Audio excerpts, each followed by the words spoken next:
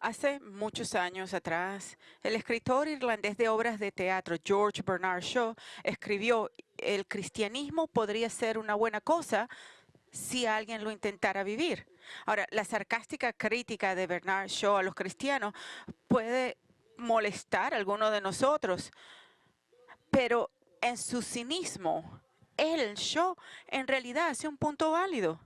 Y es que nuestra fe en Cristo debe ser vivida y practicada. Nosotros debemos, lo que decimos que creemos, debemos vivirlo y practicarlo.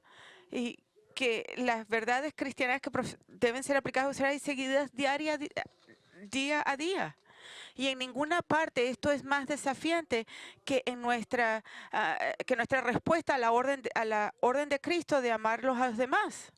En la noche en que Jesús fue arrestado, él dijo a sus discípulos que ellos debían amar a otros como él, Cristo, los amó a ellos. Él dijo en Juan 13, 34, 35, un mandamiento nuevo os doy, que os améis los unos a los otros, que como yo os he amado, así también os améis los unos a los otros. En esto conocerán todos que sois mis discípulos, si os tenéis amor los unos a los otros. Dijo que el amor del uno por el otro era la marca universal de un cristiano y que el mundo tenía todo el derecho de juzgarnos en cuanto a si éramos o no verdaderos seguidores de él, basados en cómo nos tratábamos unos a nosotros. Ahora, durante los últimos meses hemos estado involucrados en un estudio sobre la iglesia y hemos estado buscando varias verdades enseñadas en el Nuevo Testamento acerca de la iglesia, tales como cómo los individuos son parte de la iglesia de Cristo, cómo Jesús gobierna su iglesia, el cuerpo de Cristo, el tipo de hombres que Él elige para dirigir su iglesia.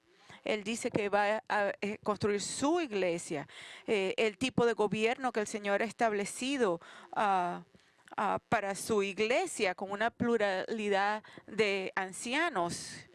Ah, Vimos el tipo de gobierno que el Señor ha establecido para su iglesia y también el plan de Cristo para satisfacer las necesidades financieras de su iglesia. No obligación, pero dar en gracia. Y hace varias semanas comenzamos a explorar el tema del amor y cómo se relaciona con la iglesia de Cristo. Y hemos tratado de ser exhaustivos al descubrir lo que el Nuevo Testamento dice acerca de amarnos a unos a nosotros. Y lo hemos hecho por dos razones. Uno, porque Jesús hizo una declaración tan monumental en Juan 13 sobre cómo debemos amarnos al uno al otro, que es crítico. Y segundo, porque nos resulta tan difícil obedecer constantemente este mandamiento. De hecho, si ven en cada una de las cartas de Pablo a las diversas iglesias del primer siglo, hay declaraciones de él en cada carta que exhortan a cada congregación a ser más amorosas. Y estoy tiene algo malo con el micrófono. Y la razón de esto es porque estos primeros cristianos tuvieron problemas para amarse unos a otros y necesitaban una exhortación del apóstol a ser obedientes en este importante asunto de la vida. Entonces,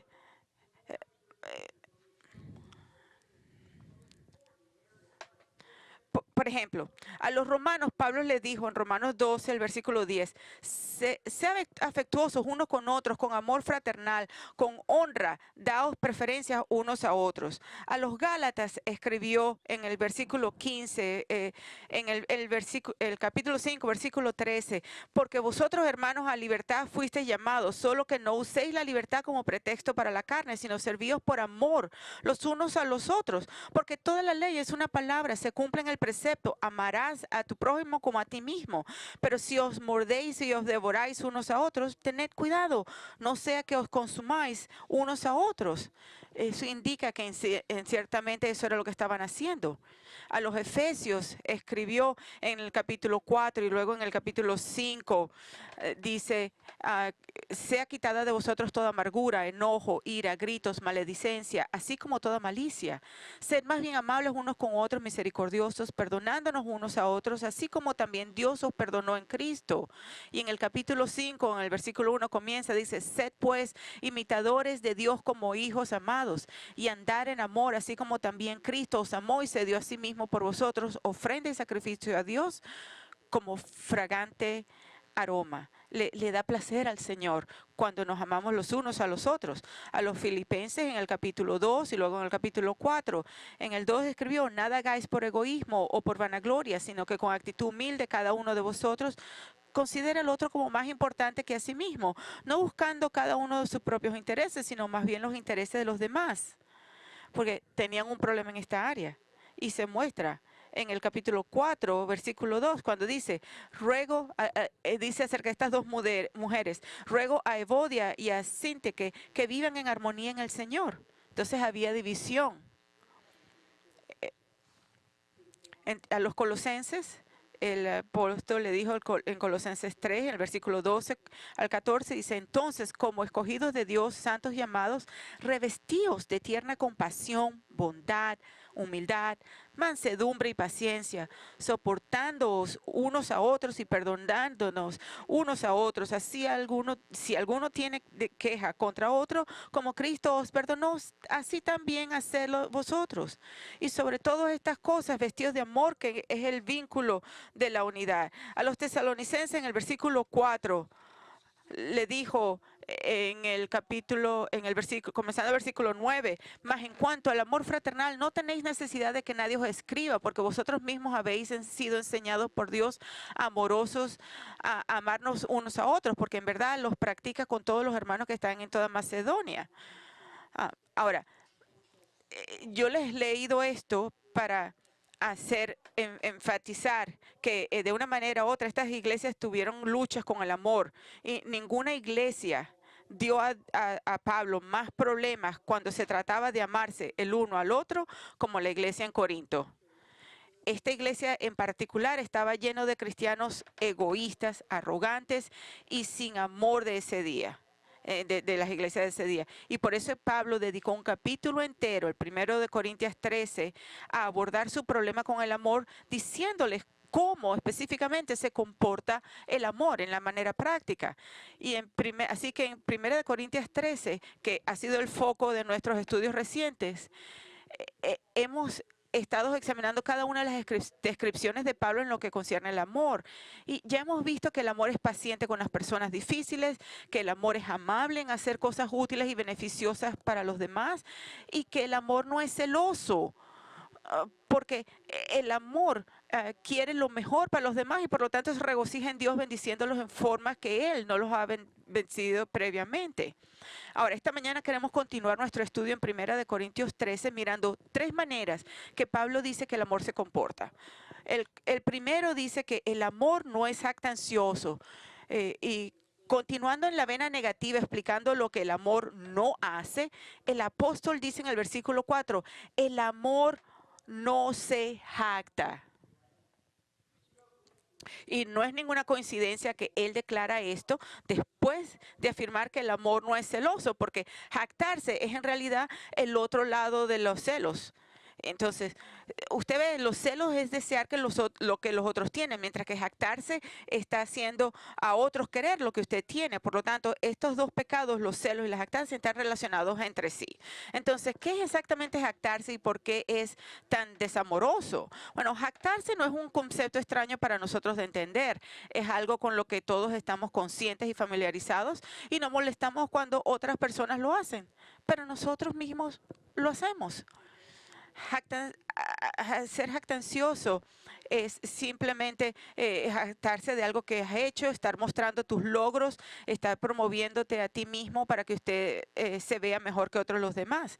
Ahora, curiosamente que esta es la única palabra griega particular que se usa en el Nuevo Testamento, pero tiene un significado literal importante que nos ayuda a entender el problema de jactarse. Y la raíz de esta palabra proviene del término charlatán o fanfarrón, porque un fanfarrón es alguien que tiene tiene mucho que decir acerca de sí mismo. Él está constantemente echando un montón de aire caliente sobre sus propios logros. Entonces, los fanfarrones son autopromotores que anhelan atención y reconocimiento. Y esta es la razón por la que se jactan. Se alaban a sí mismos con la esperanza de que otros piensen más altamente de ellos. Y ellos se exaltan al jactarse de lo que han hecho o quienes son o que ellos son. Y el jactarse de nosotros mismos está explícitamente prohibido en las Escrituras. Proverbios 27:2, que te alabe el extraño y no tu boca, el forastero y no tus labios, que otro te alabe y no tu propia boca, un extraño y no tus propios labios. Y el verdadero problema con la jactancia y la razón por la que es tan poco amoroso es que cuando nos jactamos y nos vanagloriamos de nosotros mismos, nos estamos exaltando a nosotros mismos e inevitablemente esto hace que otros se sientan por debajo de nosotros. Es decir, si estamos o no conscientes de esto, jactándose a otros hace la declaración de que yo soy mejor que usted, que tú, y soy superior a ti. Un hombre explicó el pecado de jactar. Dice, jactarse está destinado a lastimar a otras personas, está orientado a herir a alguien para hacer que usted se destaque y que los demás se vean inferiores. Gozando no es nada más que cegamiento, egocentrismo, el deseo de hacer envidiar a otra persona. Es un pecado no solo porque es una cosa equivocada que hacer, sino porque hace que alguien más sea celoso. La jactancia hace tropezar a tu hermano. Entonces, eso es todo lo contrario del amor, porque cuando uno ama la verdad a alguien, nunca intenta hacerse ver mejor que ellos, nunca intenta hacerlos celosos, nunca los degrada de ninguna manera. En cambio, el amor trata de hacer que los demás se vean mejores que tú. Lo haces tú, lo edificas. El amor siempre busca hacer a otros que tengan éxito. Y esto es precisamente lo que el apóstol Pablo le dijo a los filipenses que hicieran en el 2 del 3 al 4. Nada hagáis por egoísmo, por vanagloria, sino que con actitud humilde cada uno de vosotros considere al otro como más importante que a sí mismo, no buscando cada uno sus propios intereses, sino más bien los intereses de los demás. De nuevo, en el Romanos 12, versículo 10, ser afectuosos unos con otros, con amor fraternal, con honra, daos preferencias unos a otros. Y Pablo no podría haberlo hecho más claro acerca de la jactancia, que es algo erróneo, que en la forma que lo puso en Galacias 5:26. No nos hagamos vanagloriosos provocándonos unos a otros, envidiándonos unos a otros. Pero a pesar de estos comandos divinamente inspirados por el apóstol, condenando jactancia y autopromoción, una iglesia que completamente indiferente a la exhortación de Pablo de poner a otros delante de ellos mismos y a honrarse a unos a otros, fue la iglesia de Corintios. Llevaron la carencia de amor a un nuevo nivel porque era una iglesia llena de charlatanes que se vanagloriaban sin ninguna vergüenza. ¿Y de qué se jactaban? Sabemos por nuestros estudios previos que los corintios se jactaban de sus dones espirituales, jactándose de quién tenía los mejores regalos más llamativos en su iglesia, codiciando los regalos de habla más destacados. Pablo dice en 1 Corintios 12:31, dice, más desear abiertamente los mejores dones, y ese es el problema. Por lo tanto, voy a mostrarles un camino aún más excelente, el camino del amor. Sí. Entonces los corintios estaban deseando ardientemente los mejores dones. Entonces los corintios también se jactaban de su conocimiento bíblico. Ellos creían que sabían tanto. En el capítulo 8 en 1 Corintios dice, los corintios eran sabedores de todo, sintiendo que entendían mucho, pero lo que faltaba en su conocimiento era el amor y por lo tanto eran pretenciosos y arrogantes. Pero el problema, sabían que ellos decían que lo entendían todo, pero lo que les faltaba en su conocimiento era el amor y por lo tanto eran pretenciosos y arrogantes. Pero el problema de los corintios con la jactancia fue más allá de la cuestión de los dones espirituales y el conocimiento. En realidad, ellos pensaban que habían llegado espiritualmente, que ya eran maduros espiritualmente en Cristo. y ellos pensaban que eran más grandes que otros cristianos. Observen lo que Pablo dice en 1 Corintios 4:6. Esto, hermanos, lo he aplicado en sentido figurado a mí mismo y a Apolos. Apolo era otro líder cristiano, por amor a vosotros, para que en nosotros no aprendáis a no sobrepasar lo que está escrito, para que ninguno de vosotros se vuelva arrogante a favor del uno por el otro. Sí. Los corintios decían, bueno, tenían pastores preferidos. Yo soy de Apolo, yo soy de Pablo. Pero ahora lo que Pablo está hablando es que antes de esta declaración, él había estado hablando acerca de sí mismo, siendo un siervo humilde. No quería exaltarse él mismo. Entonces en el capítulo 4, versículo 1, dice que todo hombre nos considere de esta manera como servidores de Cristo y administradores de los misterios de Dios. Así era como Pablo quería ser conocido, simplemente como siervo de Cristo. Y antes él había mencionado a otro líder cristiano, Apolos, para hacer el mismo punto. Y lo leemos en el capítulo 3, 5 al 7.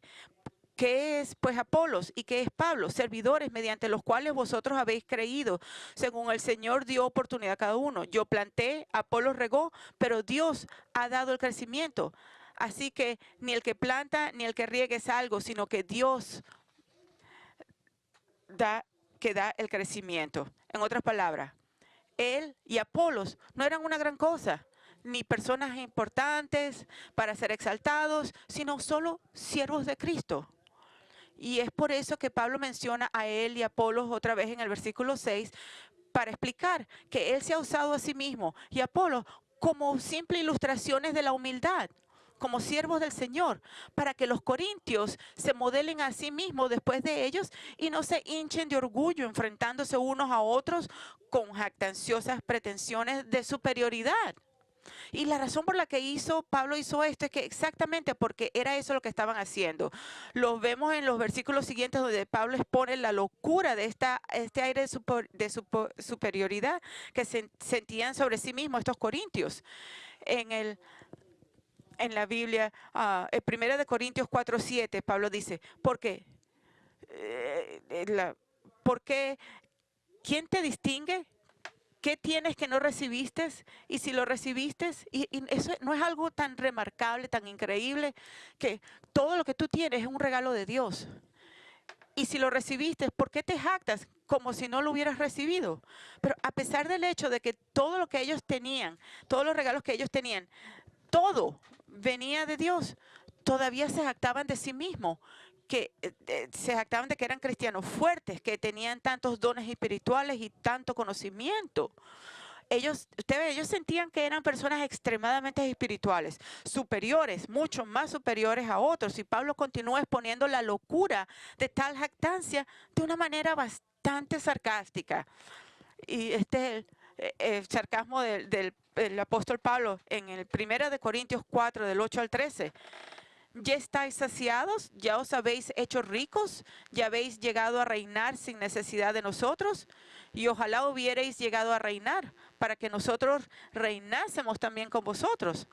Porque pienso que Dios nos ha exhibido a nosotros los apóstoles en último lugar como a sentenciados a muerte, porque hemos llegado a ser un espectáculo para el mundo, tanto por los ángeles como para los hombres. Nosotros somos necios por amor de Cristo, mas vosotros prudentes en Cristo. Nosotros somos débiles, más vosotros fuertes, y vosotros sois distinguidos, mas nosotros sin honra. Hasta el momento presente pasamos hambre y sed, andamos mal vestidos, somos maltratados y no tenemos dónde vivir. Nos agotamos trabajando con nuestras propias manos. Cuando nos ultrajan, bendecimos. Cuando somos perseguidos, los soportamos. Cuando nos difaman, tratamos de reconciliar. Hemos llegado a ser hasta ahora la escoria del mundo, el desecho de todo. Ahora bien, el punto de estos versículos mostrar a todos de sarcasmo cuán necios los corintios eran, considerándose a sí mismos como grandes y ya habían alcanzado la grandeza. Y mientras que los apóstoles no podían estar a la altura de tal grandeza. Pablo se refiere sarcásticamente a ellos como reyes adinerados que ya habían logrado grandes riquezas, mientras que él y los apóstoles eran tontos, despreciados y ridiculizados por todo el mundo. Esto no es más que sarcasmo para avergonzar a los corintios para hacer frente a su jactancia pecaminosa. Escuchen, los corintios tenían un grave problema de jactarse de sí mismos, pensando demasiado en sí mismos, considerándose grandes hombres y mujeres de la fe, cuando en realidad eran extremadamente carnales. Y Pablo les decía, inmaduros como bebés.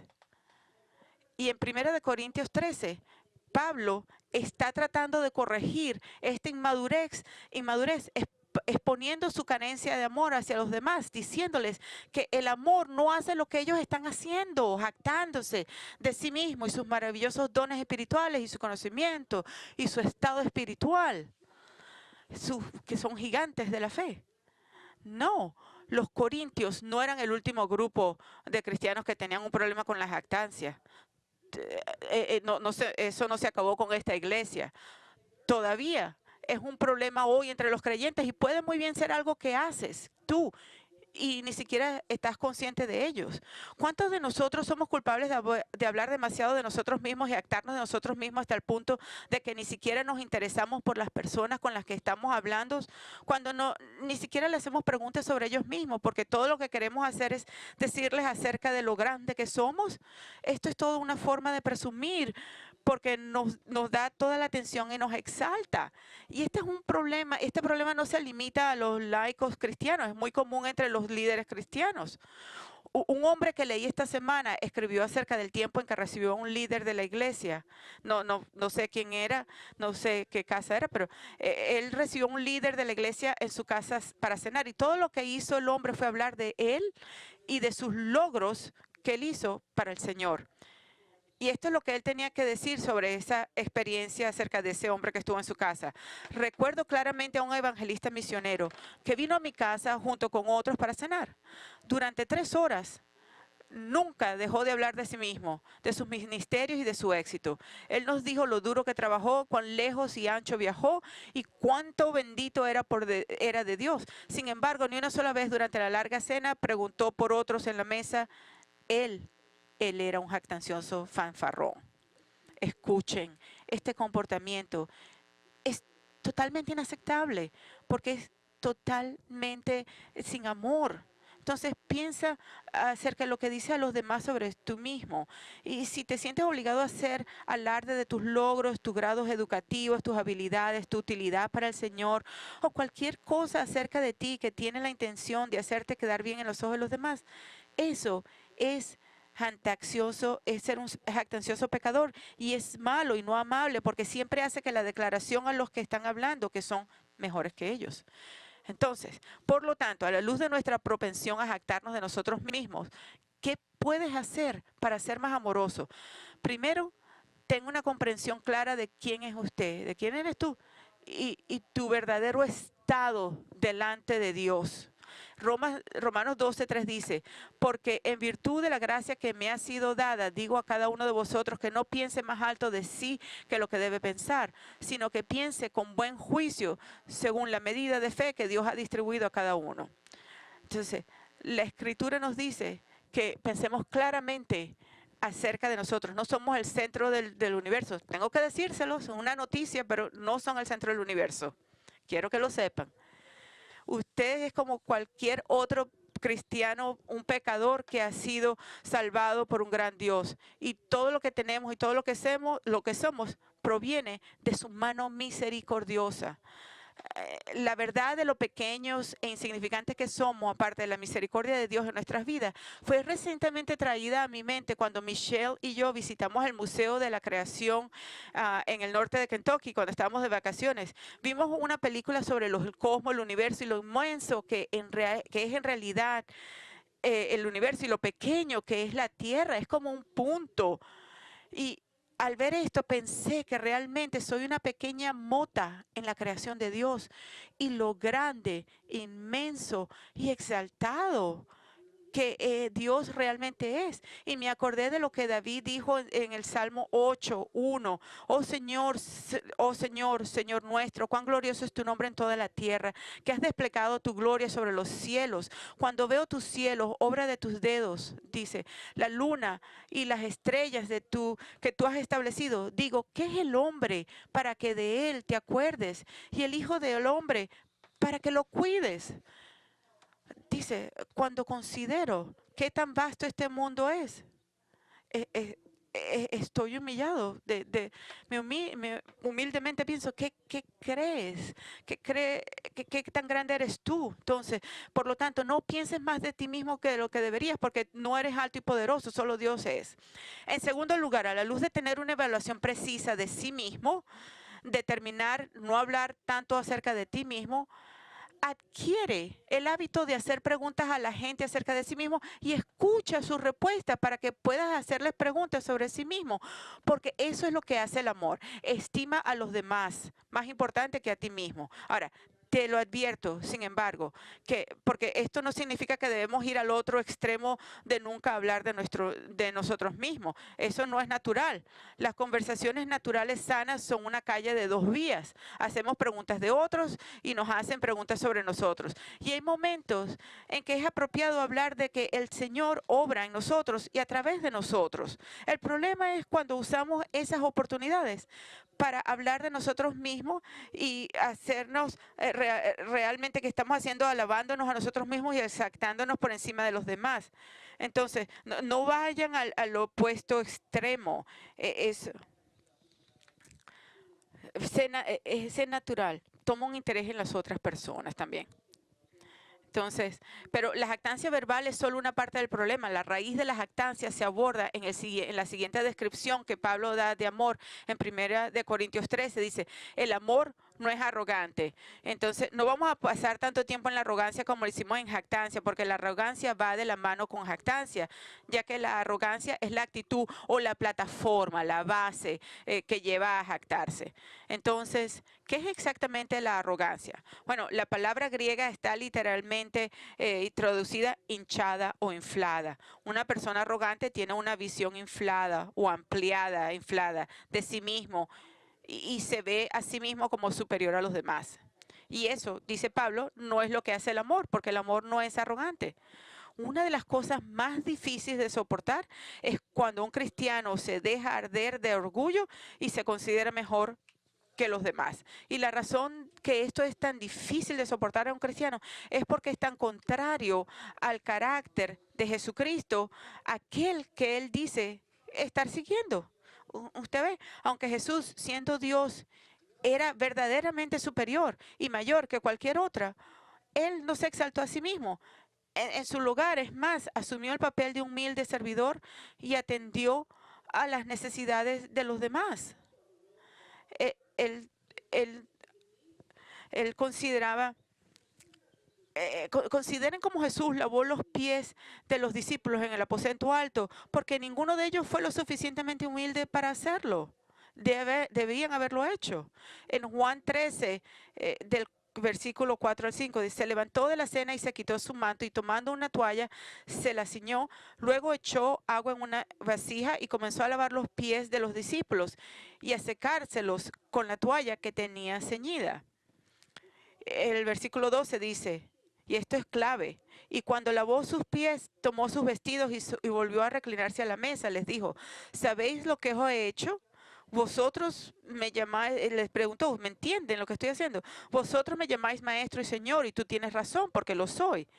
Si yo, el Señor y el Maestro, les lavé los pies, también a ustedes deben lavarse los pies unos a otros, porque os he dado un ejemplo para que también vosotros hagáis lo que yo os he hecho.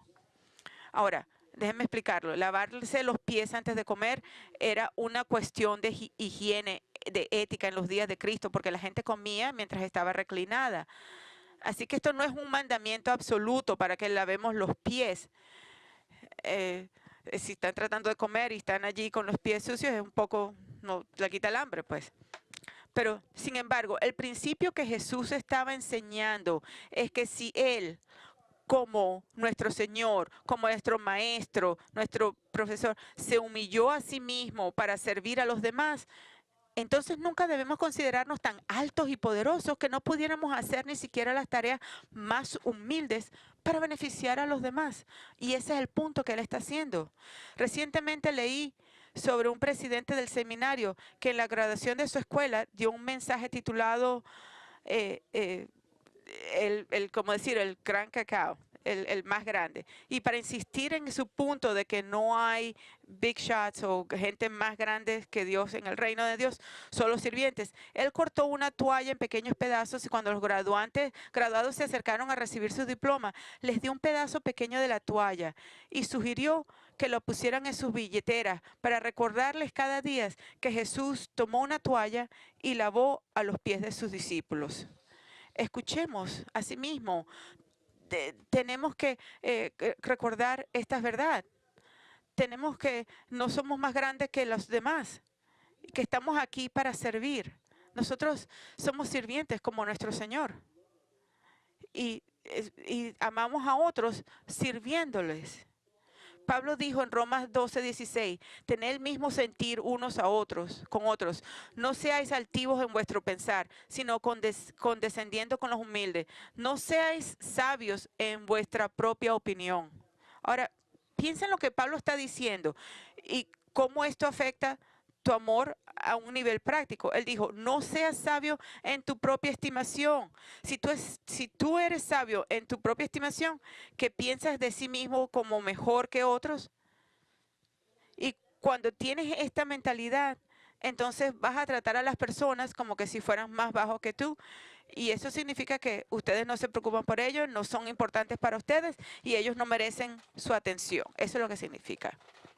Este es el completo opuesto del amor. Y la razón por la que el amor no es arrogante es porque los que aman a los demás se preocupan por los demás, los consideran más importantes, les muestran respeto y los valoran. Entonces, ¿cómo desarrollamos una actitud humilde y tenemos la estimación adecuada de sí mismo, como te dije antes? O simplemente tú piensas en ti mismo en luz de la cruz.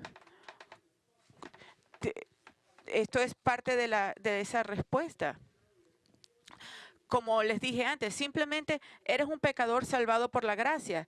Tú eres un hijo o una hija caída de Adán y por lo tanto estábamos muertos en nuestros pecados y transgresiones, andando según el curso de este mundo, odiando a Dios, complaciendo los deseos de tu carne, por naturaleza, hijo de ira. Pero a pesar de esto, Dios misericordiosamente se reveló a ti y a mí y nos salvó y así viniste a Él quebrantado y humillado por tu pecado. Nadie viene al reino, todos vienen quebrantados. Entonces, si vas a resistir la tentación de ser arrogante, entonces recuerda sus humildes comienzos con Cristo. Porque eso es lo que realmente somos. Somos un pecador salvo por la gracia de Dios, no mejor que cualquier otro pecador. No tienes nada de qué presumir. De hecho, Pablo dice en Gálatas 6 que lo único de lo que se jactaba era de la cruz de Cristo. La única cosa que él alababa no era él mismo. Él dice, pero jamás acontezca que yo me gloríe, sino en la cruz de nuestro Señor Jesucristo.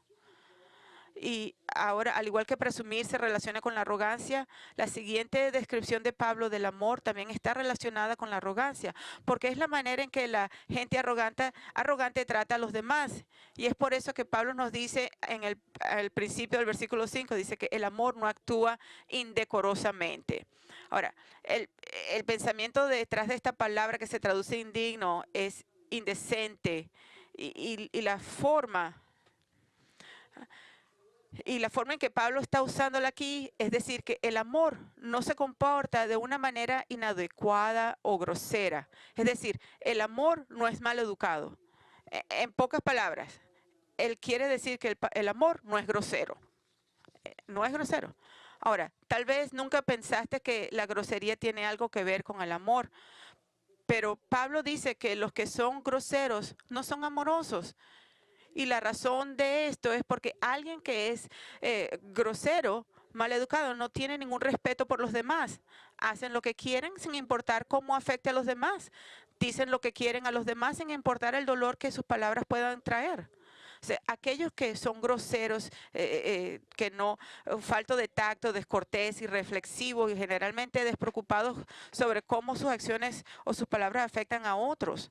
El único que, en el único que una persona grosera piensa es en él mismo. Ahora bien, lo que puede ayudarnos a entender la verdadera naturaleza de la grosería, de ser mal educado, es saber que el significado literal de esta palabra griega es ah, sin forma, que nos dice que los que son groseros son indisciplinados en su comportamiento. Ellos hacen comentarios y control y tienen una conducta sin control. Es decir, simplemente hacen y dicen lo que les apetece hacer y decir sin usar ninguna autodisciplina ni autocontrol. Y la razón por la que Pablo está abordando este punto aquí en este capítulo sobre el amor es porque los corintios tenían un serio problema en esta área. Eran una congregación de personas indisciplinadas, groseras, maleducadas. Lo vemos muy claramente en un par de lugares en Primera de Corintios. Primero de todo, eran ciertamente groseros en la manera que se trataron el uno al otro cuando observaban la cena del Señor, que incluyó una comida común llamada el banquete del amor, y observen lo que estaba haciendo en Primera de Corintios 11. En el versículo 20. Por tanto, cuando os reunís, esto ya no es comer la cena del Señor, porque al comer cada uno toma primero su propia cena y una pasa hambre y otro se embriaga. ¿Qué? ¿No tenéis cosas para comer y beber? ¿O menospreciáis la iglesia de Dios y avergonzáis a los que nada tienen? ¿Qué os diré? ¿Os alabaré? Esto no os alabaré. En lugar de esperar que otros lleguen a la cena común antes de la cena del Señor, los que llegaron primero bebieron tanto vino que se emborrachaban y se comían toda la comida. Mientras que otros que llegaron un poquito más tarde, pasaron hambre porque cuando llegaron más tarde no les quedaba nada para comer o beber. Y los que no había nada de comer para estos esclavos que solamente podían ir cuando les decían que podían ir. Y este es el tipo de grosería de la que Pablo está hablando, que no hay pensamiento para nadie más sino ellos mismos. Hay comida, tengo hambre, voy a comer. Vemos este tipo de desprecio grosero por los demás en la iglesia, en la forma en que llevaron a cabo sus servicios dominicales. Capítulo 14, en el versículo 26. ¿Qué hay que hacer, pues, hermanos, cuando os reunís, cada cual aporte salmo, enseñanza, revelación, lenguas o interpretación? Que todo se haga para edificación. Pablo dice que cuando se reúnen en la iglesia los domingos, todos se sienten libres de gritar lo que creen que es una palabra de Dios. Entonces, una persona gritaba, tengo un salmo que me gustaría cantar, y simplemente empezaban a cantar. Otro gritaba, tengo una lección bíblica que me gustaría dar, y simplemente empieza a darla. Y otros dicen, tengo una revelación de Dios, y ellas daban esa revelación. Entonces otros comienzan a hablar en lenguas y luego alguien dice, tengo una interpretación para esa lengua. Escuchen, esto no era más que un completo caos. Y eso era lo que eran los corintios. Era grosera porque nadie se preocupaba por lo que alguien más decía, solo querían ser escuchados. Así que hablaron en cualquier momento que querían hablar, no importa si alguien más estaba hablando, incluso si alguien más hablaba en ese momento. Estas personas solo estaban compitiendo para obtener la mayor atención. No importaba. Yo me doy cuenta de que estos corintios eran un caso extremo de una congregación que actuaba groseramente, pero esta grosería entre los cristianos no se extinguió con ellos. Muchos de nosotros todavía podemos ser terriblemente groseros y, por ejemplo, una de las formas en que podemos ser groseros es diciéndonos los unos a los otros exactamente lo que pensamos acerca de ellos, independientemente de cómo haga sentir a la otra persona. Ahora bien, lo que quiero decir con esto es que a lo largo de los años he observado que muchos cristianos, sobre todo a medida que crecemos, piensan que tenemos una licencia para decir a alguien lo que pensamos acerca de ellos en nombre de la honestidad. Y nos hemos convencido de que está bien hacer esto, porque después de todo, debemos decir la verdad. Pero la Biblia no nos dice que hablemos la verdad, nos dice que hablemos la verdad en el amor, no ser brutal en nuestra honestidad. No tienes el derecho de decirle a la gente nada acerca de ellos con la actitud de, solo hablo mi mente y si a alguien no le gusta, no es mi problema. Bueno, a alguien no le gusta y ese es Dios. Y Él dice así, porque dice que el amor no es grosero. Entonces, permítame ilustrar este tipo de descortesía de una escena del primer episodio de Anne of Green Gables. Nunca pensó que iba a estar en un sermón, pero está. Cuando Anne, una huérfana, conoce por primera vez a su vecina de padres adoptivos, una vecina que se llama Rachel Lynn, la escena va algo así.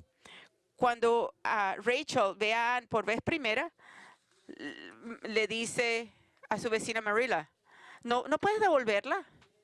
Y después que Anne la saluda, Rachel le dice a Marilla en presencia de Anne, le dice en la presencia de Anne, bueno, su aspecto no tiene nada que considerar. Ella es terriblemente flaca y poco atractiva, y su cabello es tan rojo como zanahorias.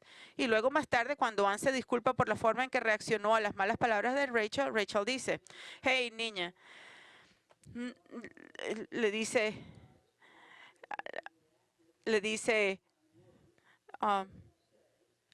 no, no debes tomar lo que te dije, tomarlo a pecho. Me conocen por todas estas partes como una mujer que habla su mente. Escuchen, congregación, eso es ser grosero. Y encima de eso, esta mujer justifica su grosería excusándola por ser alguien que solo habla su mente, dice lo que piensa. Ahora, esto es solo ficción, pero hay muchos cristianos que actúan de la misma manera en nombre de solo hablar lo que está en su mente, aunque hieran a otros por su insensibilidad a los sentimientos de los demás. Escuchen, yo les puedo dar un montón de ilustraciones, pero les voy a dar una. Yo recuerdo hace muchísimos años, cuando yo era un pastor joven, y crecí mi barba, que era muy oscura en ese momento, y un anciano en nuestra iglesia, ella me dijo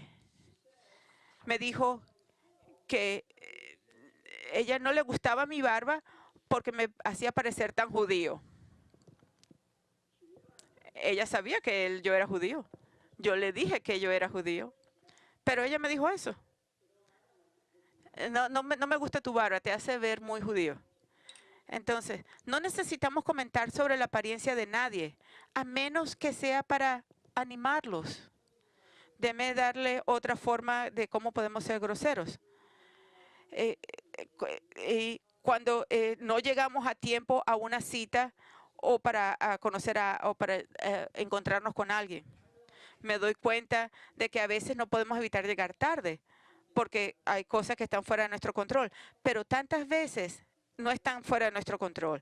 Y al llegar tarde, no mostramos ningún respeto por el tiempo valioso de la otra persona. Y eso es grosero. Y yo soy muy consciente de esta expresión de grosería porque hubo un tiempo cuando yo era culpable de habitualmente llegar tarde a una cita con Michelle para cenar cuando éramos estudiantes en el colegio bíblico.